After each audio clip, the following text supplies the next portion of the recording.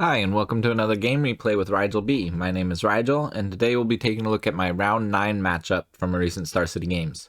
This is the last round of Swiss, so it's win or go home. If you need to catch up with the previous rounds, or if you're unfamiliar with the Naya Sky deck list and would like to watch my deck tech first, you can find both of those in the Naya Sky playlist.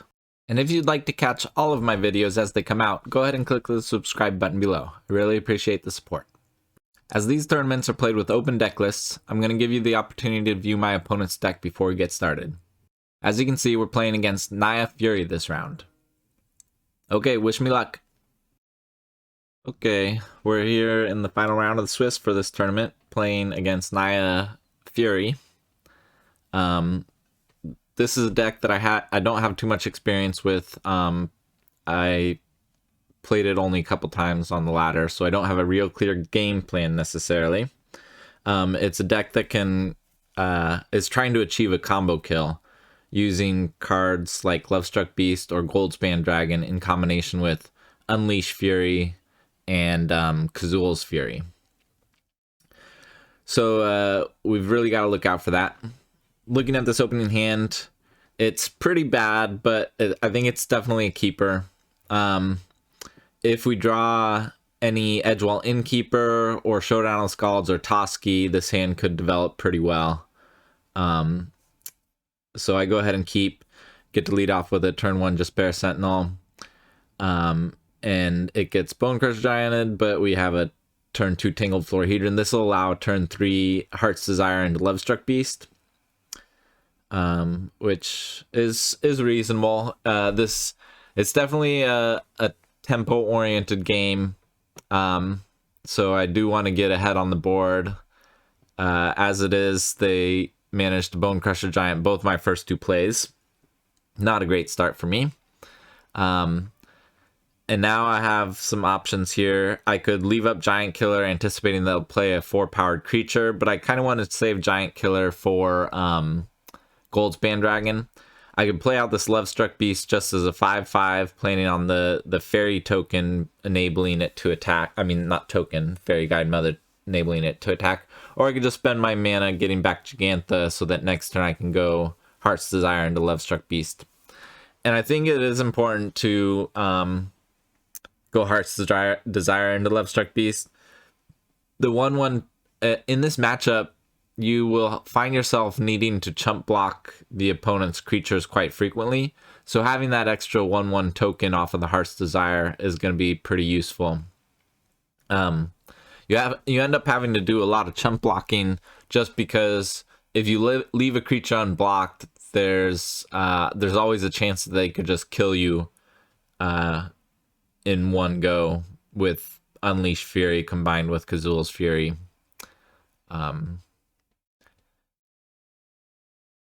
Here, it's probably a bit of a mistake for me to play this Crag Crown Pathway. It's probably better for me to just play Fabled Passage and fetch a forest to deck thin. I do like going Heart's Desire into Lovestruck Beast better than Giant Killer, the Bone Crusher Giant into casting Giant Killer. Just because, like I said, I'm trying to save this Giant Killer for a Goldspan Dragon if they have one. But it does allow them to use a removal spell on it and get a little bit of a tempo advantage here for them. So I'm falling a little bit behind, which isn't great. Now here I have a decision between just playing out a Gigantha or playing Showdown of the Scalds and seeing what I get. I decided to go with the Showdown of the Scalds here. That might be incorrect. If I play Gigantha, they could just tap it with their Giant Killer, continue their attacking, and play another 3-drop creature. But it would give me a lot more mana next turn to work with. And Showdown gets better the more mana you have to work with. But I was really hoping to dig to some cards like Clarion Spirit. If I can start generating tokens off that, that's going to make it a lot easier for me to continue chump blocking. As it is, I play Showdown and exile 4 spells, which is going to make it pretty difficult for me to use all of the spells that I exiled here. Given that next turn I'm going to have access to 6 mana and probably want to do one of these 4 drops plus Kabir Takedown, I decided to go ahead and cast the Giant Killer out of exile this turn, because I'm not going to have time to cast it in future turns. The way that this game plan could backfire a little bit is if they play a Goldspan Dragon this turn. I'm very likely going to want to have to Giant Killer that Goldspan Dragon, which means that then I'm not going to have much time to cast these spells out of Showdown, and I probably would have preferred casting the Giant Killer that I had off of the Showdown as opposed to one that's in my hand.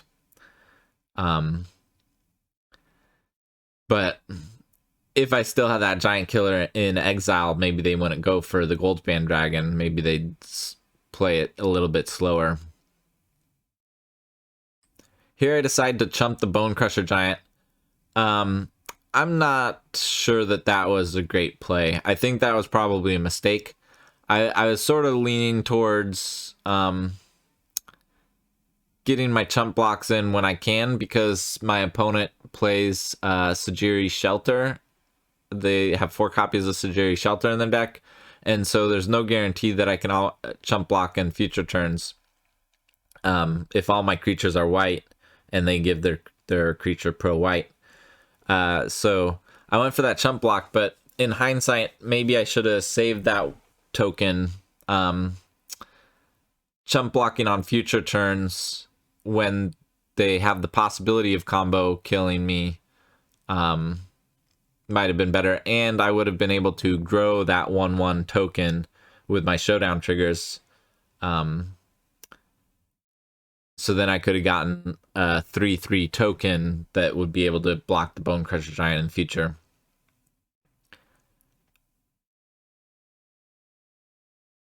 As it is, I use the Giant Killer from hand, and I now can't cast the 4 mana spells that are in exile off of the Showdown. I do definitely want to play the Takedown, and so I think that means just playing my Giant Killer from exile into Takedown on their Giant Killer.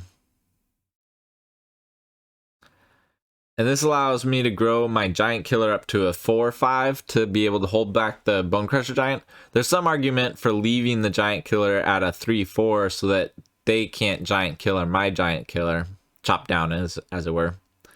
So I could have had a 3/4 Giant Killer and a 2/3 Giant Killer out there instead, just planning on trading with Bone Crusher Giant as opposed to holding it back.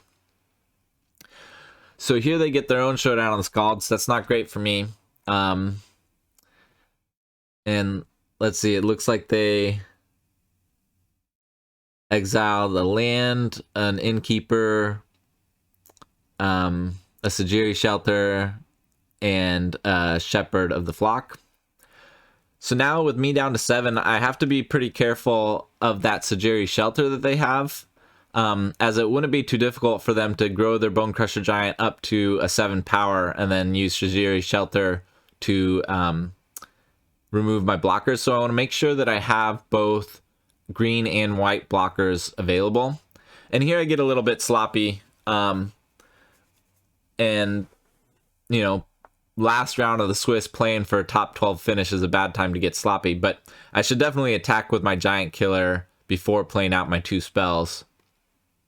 If they don't block, I get to see what I draw first. But I go ahead and run out the Edgewall Innkeeper and the Fairy Guide Mother. Like I said, I'm trying to make sure that I have both green and white blockers so that I don't just die to that 1 copy of Sajiri Shelter that they have in exile. And I'm growing my Toski as it's going to have to attack every single turn. And so if I can get that Toski big enough that they would have to be chump blocking it if they want to block it, that's pretty good for me. Okay, so here they're going to start playing some spells and growing their Bone Crusher Giant, it looks like. And the Sajiri Shelter here, they give it pro green, so now I only have the Fairy Guide Mother to block with. But unfortunately, they had an extra copy of Sajiri Shelter in their hand, allowing them to get a lethal attack in. That's too bad. Alright, we gotta go to sideboarding now. In sideboarding, I definitely want these Drannith Magistrates. They have a lot of adventure creatures as well as Showdown on the Scalds. So that's, it's especially effective at shutting down the Showdown on the Scalds. If at all possible, I'd like to try and save the Drannith Magistrate in hand and not play it until after they've played a Showdown on the Scalds so that I can strand all those cards. But sometimes that's not an option.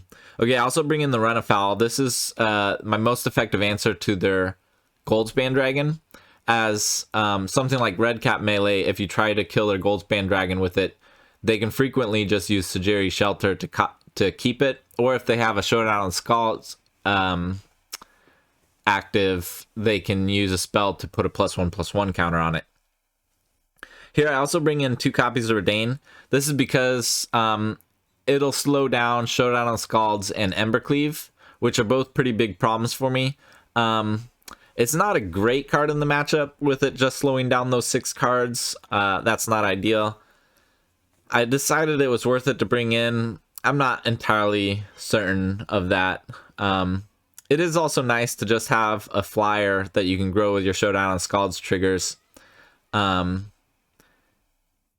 far as cards I'm cutting some of the 4-mana card draw spells, as it's a pretty fast matchup and I might not always have time for that. And I cut some mana rampers, or a mana ramper. It looks like I'm also looking at this Edgewall Innkeeper. I guess that's just because they have Bone Crusher Giant. I think cutting the Edgewall Innkeeper is probably wrong.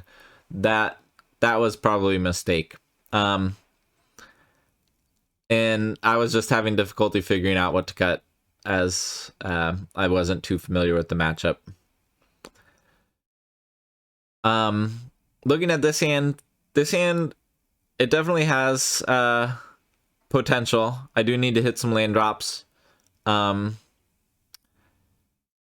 The only key card that it's missing would be Clarion Spirit. Clarion Spirit, I feel, is really useful in this matchup to keep generating tokens. As I said, you're going to do a lot of chump blocking in this matchup. And so that Clarion Spirit being able to generate spirits is pretty useful.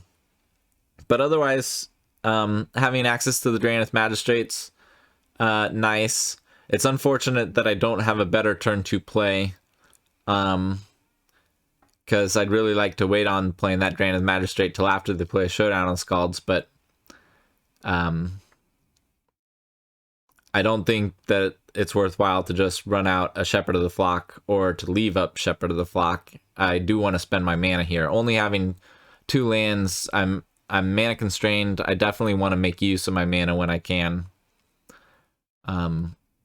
So playing this out is worthwhile.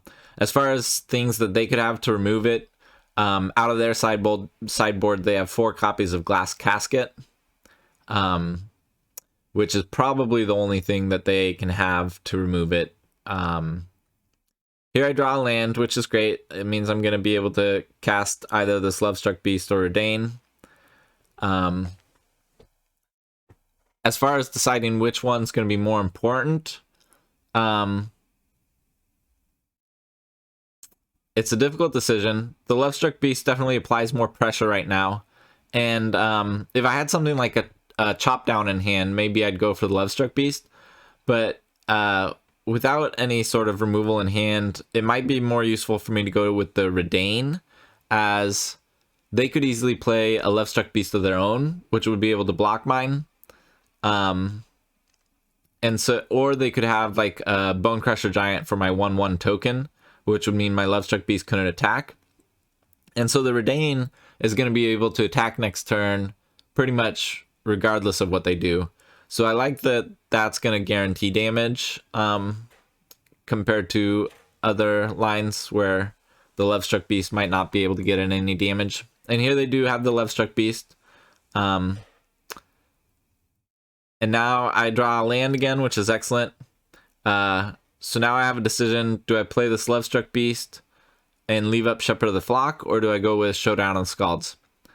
And I think that they're both fine plays. I decided to go with the Lovestruck Beast, hoping I can just trade it off with their Lovestruck Beast. This way I also get to leave up Shepherd of the Flock, which could be useful if they go for a Glass Casket on one of my, like, Redain or Drannith Magistrate. Maybe I'd want to save it. This game so far, it's going all right. I like that I have protection against them going Showdown on the Scalds. They can't do that.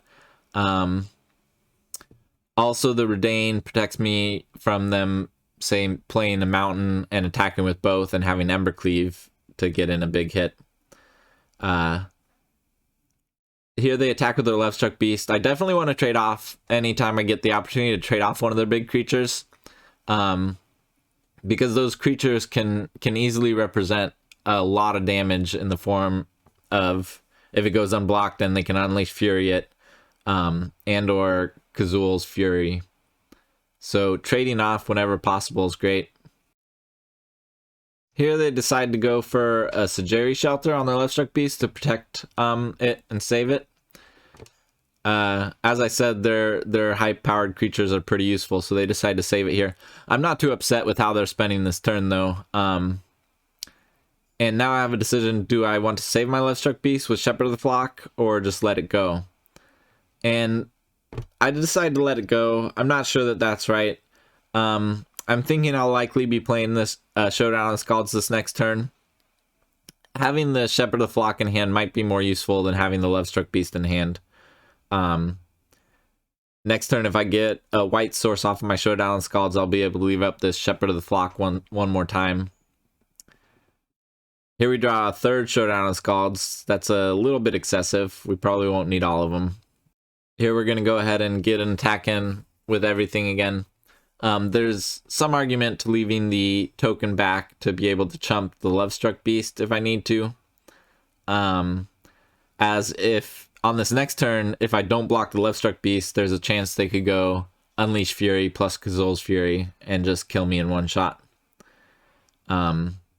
But I decide to go ahead and risk it. And here I go ahead, I managed to get a Jaspera Sentinel anyways, so if I decide to, I can chump block with that. But I think it's probably likely that I'll just risk hoping they don't have that combination of cards and take a hit. In general, the way I was approaching this matchup was that I was trying to chump block their big creatures whenever possible. And I think that might have been a slight mistake. I probably should be allowing some of the earlier hits and saving my chump blockers for some of their later turns. As taking a hit like this down to 15, it doesn't change a lot as far as when they're making a combo kill, killing me at 15 is pretty similar to killing me at 20. So preventing the early damage isn't necessarily as important as making sure that you don't take one of those big hits later on.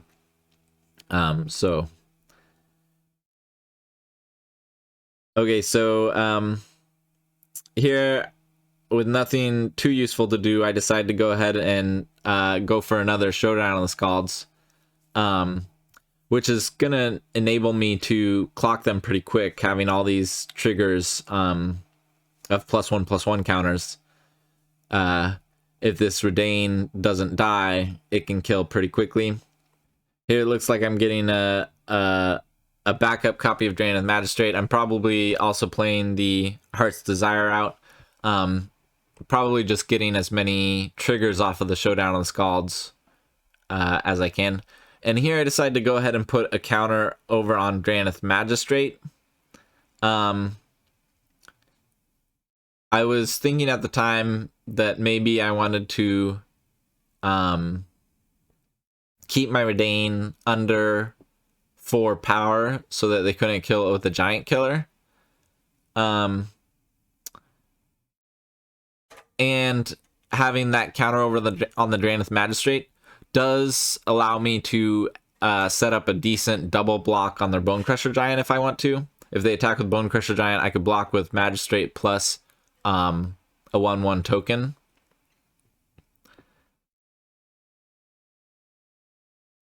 But in the end, and I had been thinking maybe I'd put the second counter over on the Magistrate as well. But in the end, I decided to go ahead and grow my Ordain after all, and just get the bigger hit in this turn.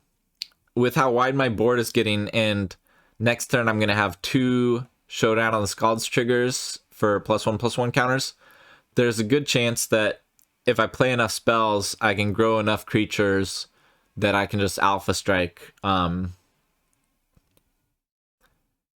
is going to be tricky if they do have a Giant Killer for my Ordain and then play the Giant Killer or some other blocker. I probably won't be able to assemble lethal.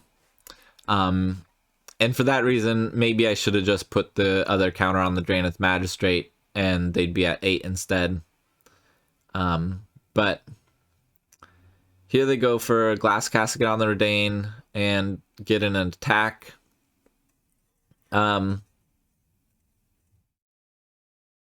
This attack that they're making is pretty ambitious, as it doesn't leave them with a lot of blockers, and I can't think of a combination of cards that would kill me even if I let it through. The best that I could see them doing is Unleash Fury on Lovestruck Beast, but that only does 14 damage. Oh, I guess they haven't made a land drop yet, so if they had Unleash Fury on Lovestruck Beast and then played a land drop, they could Bone Crusher me to deal lethal. So I decided it is important to block at least one of these, and maybe more. And then the question is, can my opponent survive if I just save as many creatures as possible with all the triggers I'm going to get off of Showdown on the Scalds? And so if I chump block the Lovestruck Beast with a 1/1 and leave myself with 4 creatures, say they play one more creature to have 2 blockers. In that situation, I would need to be able to grow 3 of my creatures to 4 power and 1 of my creatures to 3 power in order to win. So let's see how many spells that would take. I would need to be adding 9, 10. I would have to be adding 10 power to the board to get 3 4-powered creatures and 1 3-powered creature. So that would require casting 5 spells. And so let's see. After a land drop, I'm going to have access to 7 mana. I have 2 1-mana spells, which should take me down 5 mana. And then I would have a 2-mana spell and a 3-mana spell in Shepherd of the Flock and Lovestruck Beast. So I would have had lethal had they managed to make 1 extra blocker. I would have been able to have lethal through it. As it was, they just played a Showdown on Scalds, and I'm going to have easy lethal off of these Showdown triggers that I have. So their attack, maybe they were hoping that I wouldn't block, and maybe they had Unleash Fury plus Bone Crusher Giant. If they didn't have that combination, then their attack was basically just leaving them dead. So here I decided to get that Edgewall Innkeeper back in. I think it was a mistake for me to have cut that. The Lovestruck Beast that I cut, I'm not sure about that either. My thinking was that it's one of the few creatures that I have that can die to their giant killers. And so with it being able to die to giant killers and them having their own Lovestruck Beasts, I didn't think my creature was going to be too valuable. The flip side of that is having a Lovestruck Beast to hold back their Bone Crusher Giants or trade with their Lovestruck Beasts could be very valuable. As I mentioned, I definitely want to try and hold back their hold back their fatties and not let them through. So having that extra Love Struck Beast might have been useful. Here I go ahead and switch a Toski for a Showdown on Scalds. I just think that the Showdown on Scalds is going to be more relevant than the Toski. So here we go. Go into game 3.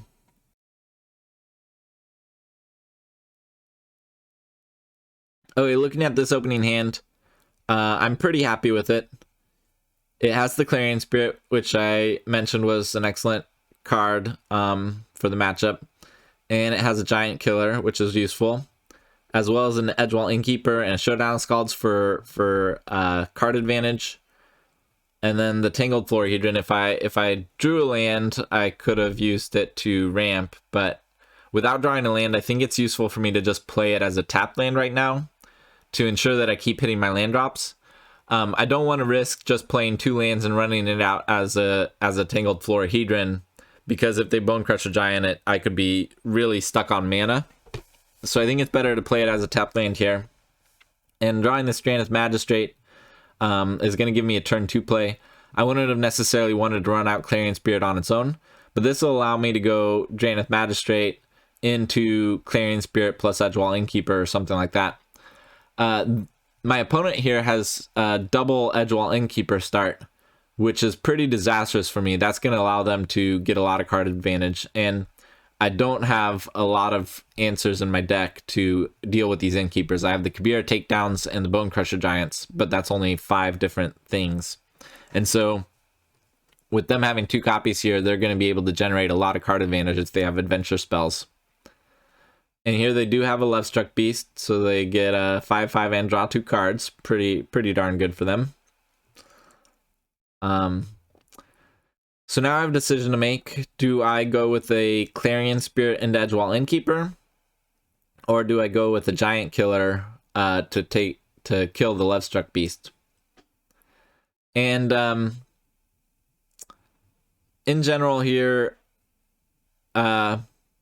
I'm thinking that it's going to be more useful to go Clarion Spirit and Edgewall Innkeeper and just start chump blocking their Love Struck Beast. That way I can save the Giant Killer for a Goldspan Dragon if they get one. This could be wrong. It's possible that it would have been better for me to go just Giant Killer on their Love Struck Beast this turn.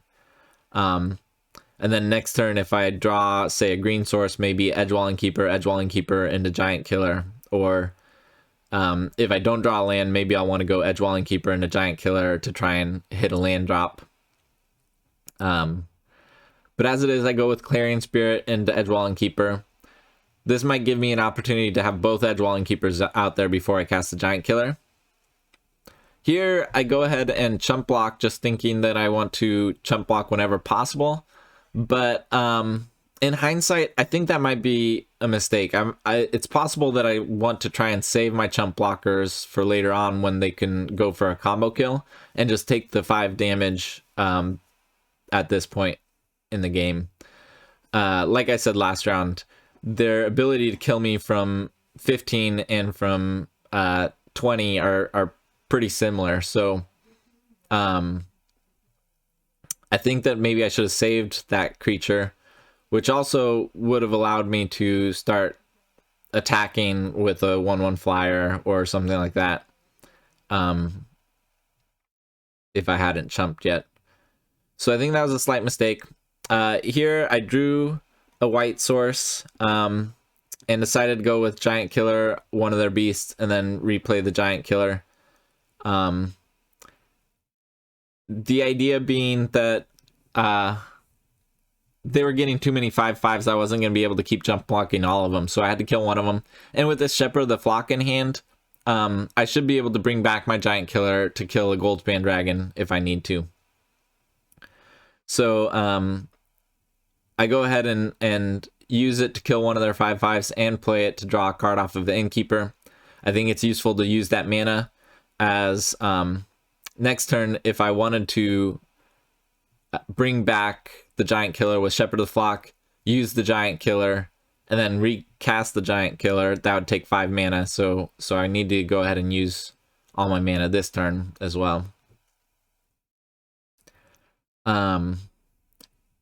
there we had an interesting decision about our attack, whether or not we wanted to risk attacking with the spirits and the innkeepers, whether we were willing to trade them. And I decided in the end that I was willing to trade innkeepers with my opponent, as well as if they wanted to trade both of their innkeepers for the Clarion Spirit, as that would have denied them the ability to keep drawing cards like this, and their Lovestruck Beast may not have been able to attack if they didn't have a 1/1. As it was, they didn't want to go for the trade. They wanted to keep their innkeepers. And now they have a third innkeeper, which it's just incredibly difficult now because they're just drawing so many cards, and I don't have removal for their innkeepers.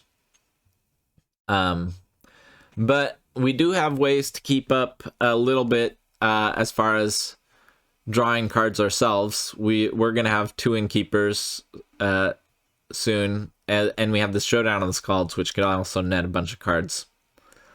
So we do have some options here for trying to keep up with their card advantage, but it's definitely tricky.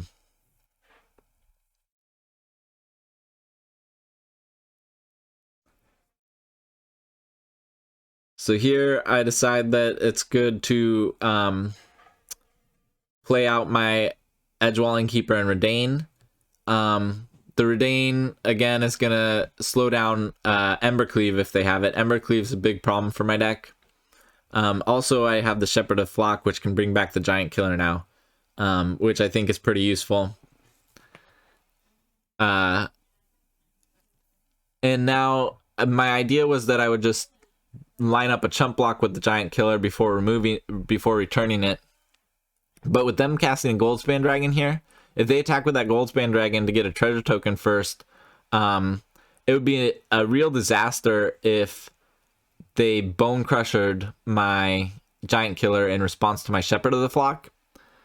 I really need this Giant Killer to be able to kill one of their creatures.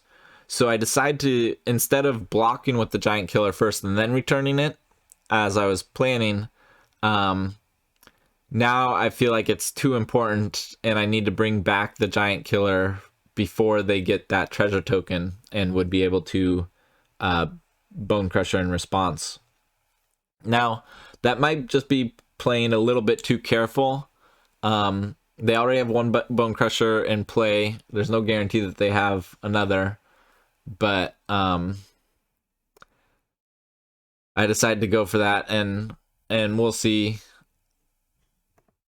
Here I make a pretty big mistake. I go ahead and I decide that I'm only going to chump block one creature. I don't want to chump block with any of the other creatures on the battlefield. And I decide to chump block the Lovestruck Beast as it's bigger than the Goldspan Dragon. But it's a pretty big mistake what I've done here, because as far as my opponent's deck ability to combo kill, when they target their Goldspan Dragon with their own spells, they get more treasure tokens and more mana. And so leaving the Goldspan Dragon unblocked can allow them to use a combination of 2 Unleash Furies on their Goldspan Dragon, or Unleash Fury plus Kazol's Fury to get lethal here. If I block the Goldspan Dragon instead, then they're only going to have access to the 3 mana that they have available. So they could, say, Unleash Fury the Lovestruck Beast this turn, but that would be all that they would have access to and wouldn't be able to deal me lethal this turn. It would still be a little bit difficult because I'd take 14 damage and be down to 5, which would put me in a position where I could die to Kazul's Fury on future turns, just sacrificing their Lovestruck Beast. And so for fear of that, I might have to use the Giant Killer on the Lovestruck Beast instead. But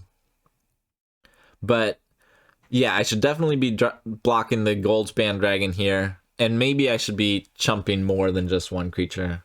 I could use an Edgewall Innkeeper, or maybe a Drannith Magistrate, or Redain.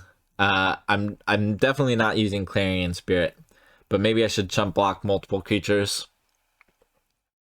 And as it is with with the creatures that I have on the battlefield, the fact that it's possible they would have used a Bone Crusher Giant on Clarion Spirit on previous turns means that maybe I shouldn't have been as scared of Bone Crusher Giant, and maybe I should have used my Giant Killer as a chump blocker before returning it with Shepherd of the Flock. So then I could have blocked both Goldspan Dragon and Lovestruck Beast and returned it.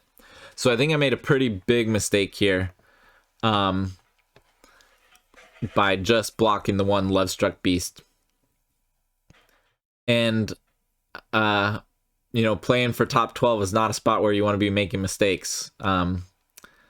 But they happen, and we'll have to learn and improve from here. So here, having blocked the Lovestruck Beast, they go for an Unleashed Fury on Goldspan Dragon. They get their treasure token, and they get to use that for another Unleashed Fury, which deals me 20 damage, lethal. And so that's the end of the line right there. We're now on 7-2. And we're going to have to just wait and see if the tie breaks are good enough to get into the top 12. With an 8-1 record, I would have been in. With a 7-2 record, it's going to come down to tie breaks. Long story short, my tie breaks weren't good enough, and I didn't make the top 12, so this is the end of my tournament journey here. A little bit unfortunate. Hopefully I'll do better for you all next time. Alright, take care. If you made it this far, thank you so much for joining me on this tournament run, and I'm sorry that it had to end here. If you'd like to go back and watch any of the previous rounds, or watch my Naya Sky deck tech, you can find those in my Naya Sky playlist. And if you'd like to catch any of my future videos as they come out, go ahead and click the subscribe button below. Okay, see you next time.